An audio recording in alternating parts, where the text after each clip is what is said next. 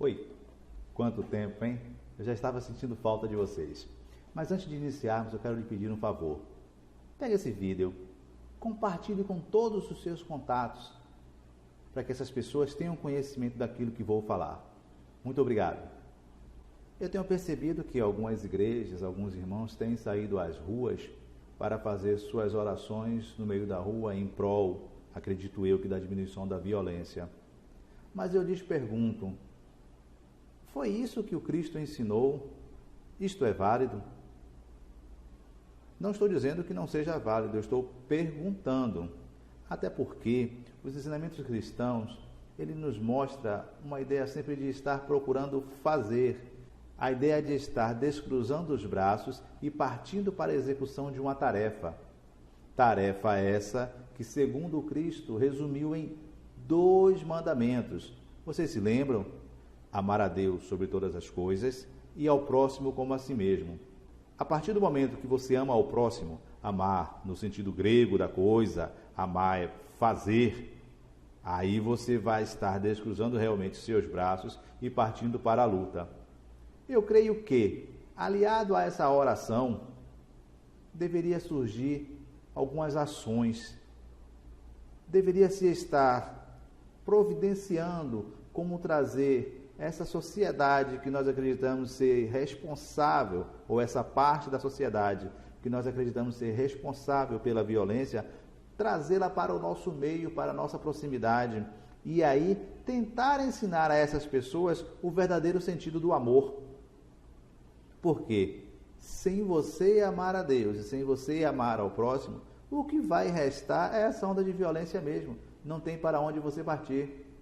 Você que é cristão, você que não é cristão, você que é amigo do cristianismo, você que gostaria de aprender um pouco mais do cristianismo, pare para pensar. Sem amor, como é que você vai viver? Como é que você casaria? Ou antes, como você namoraria, noivaria? Se existe isso hoje ainda, noivar. E como é que você criaria os seus filhos? Como é que você continuaria com o relacionamento de casamento por 1, 2, 3, 4 anos? Ou será que essa onda também de separações é por falta de amor? É porque não houve uma escolha correta no início? Ou o amor que se está pregando é um amor de ficção, um amor de sentimento? Mas voltemos. Pois bem, se o problema é a sociedade ou uma parte dela que está se rebelando, fazendo com que isso aumente o índice de criminalidade, o índice de violência, as igrejas têm um papel fundamental, qual seja, arrebanhar essas pessoas. Até porque, em determinada parte do Evangelho, não sei se vocês se lembram, vocês que são cristãos, está escrito assim, o Cristo veio para aquele que estava doente, para aquele que estava perdido. Não é essa a ideia que traz, não é esse o texto que tem lá? Procure, coloque no Google, Cristo veio para os doentes. E aí você vai começar a entender. Nós temos um livro que consideramos sagrado, e esse livro nos ensina como fazer as coisas, algumas, e nós sequer estamos atentando para isso. Eu acredito que surtirá muito mais efeito quando você for para a rua fazer as coisas do que ficar num canto ou no meio da rua gritando, esperneando para que Deus lhe ouça. Aí eu lhe pergunto, vamos e convenhamos, ele só lhe ouve ali? Você não pode estar em sua casa, como foi ensinado no texto bíblico. Você não pode estar na sua casa, orando em segredo, orando em particular, e Deus lhe ouvirá. Você precisa ir lá, no meio da rua, orar. E outra, no meio da rua fazer o quê? Cadê as pessoas que você acredita que estão cometendo a violência? São essas pessoas que têm que ser alcançadas. Eu vou dar uma dica aqui. Se todas as igrejas, ou pelo menos as associações denominadas igrejas, fizessem algo, um pouco que fosse, todas reunidas, faríamos muito. Por que você não pega o menino que está na rua, o menino que saiu da escola às 11 horas, meio-dia, e tem a tarde toda para ficar na rua? Por que você não pega essa criança e dentro do seu espaço chamado sagrado, você não faz uma ação para que ela tenha ali uma tarde, ou 1 hora, ou 2 horas de convívio, de aprendizagem, tanto de coisas espirituais como de coisas materiais. Por exemplo, um curso que não vai lhe custar nada à associação denominada igreja. Não é verdade? Cadê os pastores? Estão se preocupando com o próprio umbigo ou esqueceram que existem pobres, que existem pessoas que necessitam, aliás, que existem pobres e que sempre existirão. Essas pessoas é que estão à mercê muito mais da violência do que aqueles que andam em seus carros blindados, do que aqueles que têm seguranças particulares. São essas pessoas que a igreja tem que se preocupar em alcançar. Essas pessoas necessitam do cristianismo muito e às vezes nem sabe. Mas você que é cristão, você que é pastor evangélico, pastor cristão, eu não sei o que é um pastor evangélico, eu sei o que é um pastor cristão, certo? Então, você que é cristão e não precisa ser pastor, ou seja, não precisa ter o título de pastor. Você é alguém que cuida, você foi retirado de uma sociedade, entre aspas, e lhe dado um novo entendimento, um novo conhecimento. E é com esse novo entendimento e esse novo conhecimento que você tem que fazer a mudança, é que você tem que fazer a transformação. Você foi chamado para isso. Outro dia eu conversava com um irmão e nós falávamos sobre a volta de Cristo. E alguém defendia que a volta de Cristo só seria realizada, ou seria concretizada, quando todos ouvissem o Evangelho. Ora, para que todos ouçam o Evangelho, é necessário que se pare de nascer criança. Porque você fala para um hoje, nasce 1000. Você fala para o 2 amanhã, nasce 2000. Vocês estão me compreendendo?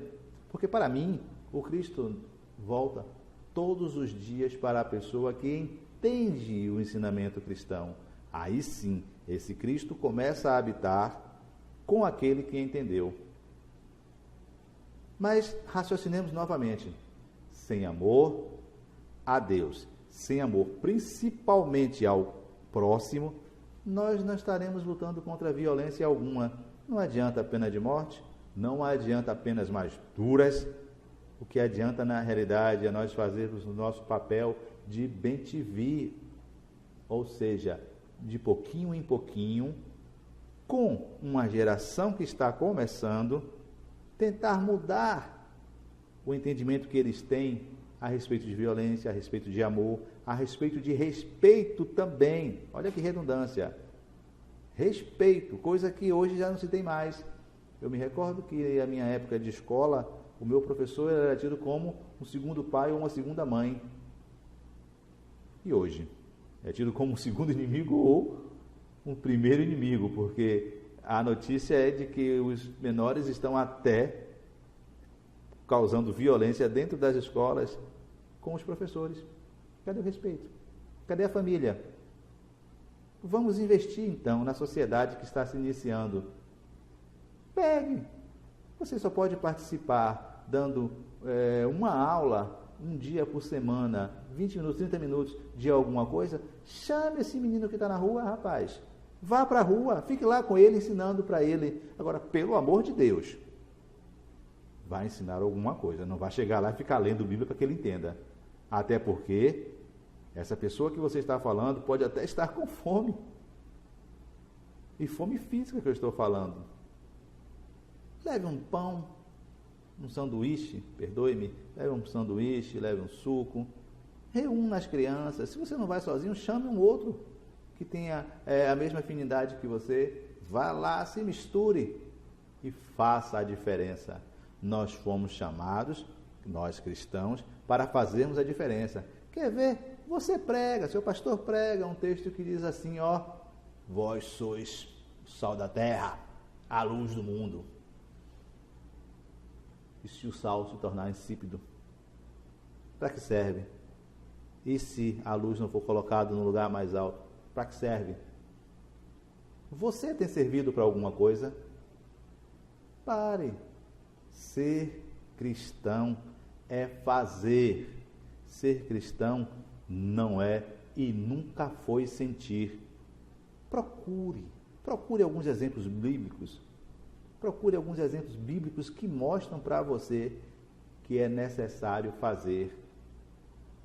Pedro, quando entrava ao templo, que encontrou alguém pedindo-lhe a porta, ele não disse: eu não vou lhe dar nada não, eu não tenho nada para lhe dar não. Mas ele disse, acrescentando: o que eu tenho para lhe dar?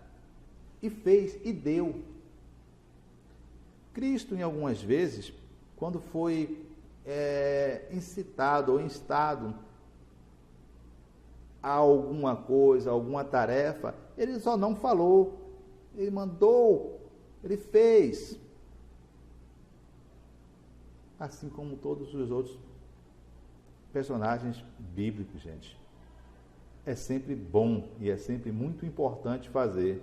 Porque se você nasceu para ficar de braços cruzados, para ir comum, antigamente era onde eu congregava, ir na segunda numa célula, na terça na reunião, na quarta na outra, na quinta na outra, na sexta na outra, na sábado na outra, e no domingo, de manhã, de tarde, de noite, na igreja, que tempo vai sobrar para você fazer as coisas? Esqueceram que cristão é chamado para fazer, e não chamado para sentar num banco e ficar lá só todo dia, toda semana, cantando, orando e ouvindo os outros falarem. Muitos deles até, inclusive, nunca falaram nada, mas passaram suas vidas todas ouvindo. Pense bem, faça, descruze os braços e faça. Essa é a nossa obrigação. Até porque, eu até lembrei de um versículo aqui agora, que também se prega muito na igreja. Ide.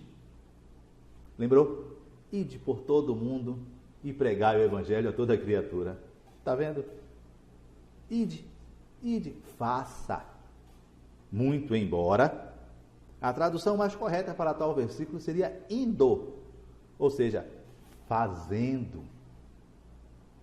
A vida, enquanto está sendo vivida, é para se estar fazendo as coisas. Faça enquanto você tem tempo, até porque nós não sabemos quando nós morreremos. Tá bom? Deus continue abençoando a vocês todos e continuem ouvindo. E reforçando o pedido, junte todos os seus contatos, marque todos os seus contatos e compartilhe esse vídeo. Qualquer coisa, podem entrar em contato conosco. Deus continue abençoando a todos e continue fazendo.